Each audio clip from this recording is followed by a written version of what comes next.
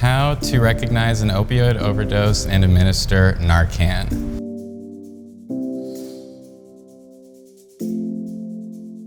So you would be making a fist and you're gonna rub the sternum and see if they make any noise or move. And it's a really sensitive area.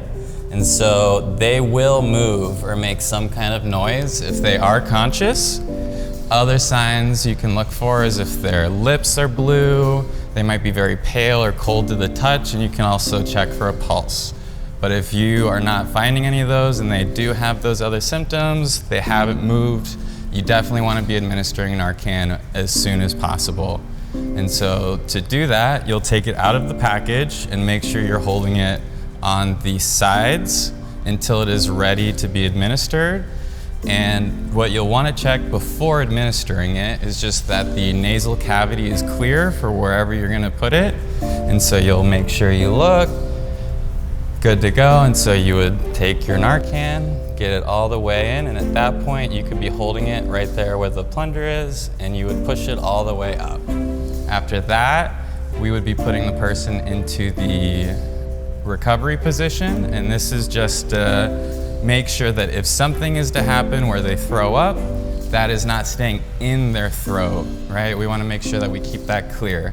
And so what's really important to note, they are positioned like this so they're not going to roll. So you'll see that they have their arm out like this, as well as their leg on top, and it's bent right there, and that's to help stabilize them. And then they have their top arm with their hand underneath their head. And this is to ensure that the throat stays clear again, that they're able to breathe. And it's also important to note that Narcan is relatively safe, and if somebody doesn't actually have opiates in their system, this won't hurt them.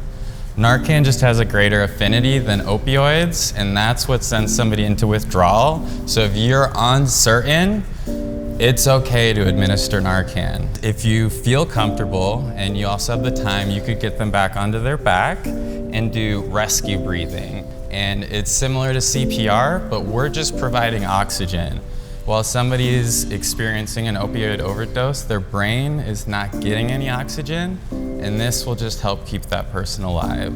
You're just gonna make sure that you keep their chin up, and this is so you can get the passageway clear again, and you're gonna plug their nose. And then in this sense, it's the same as just one breath for them, and then you would come up, take a breath, and you do that hypothetically as long as you're able to. The longer you provide oxygen for them, the less likely they are to be experiencing any kind of brain damage from lack of oxygen.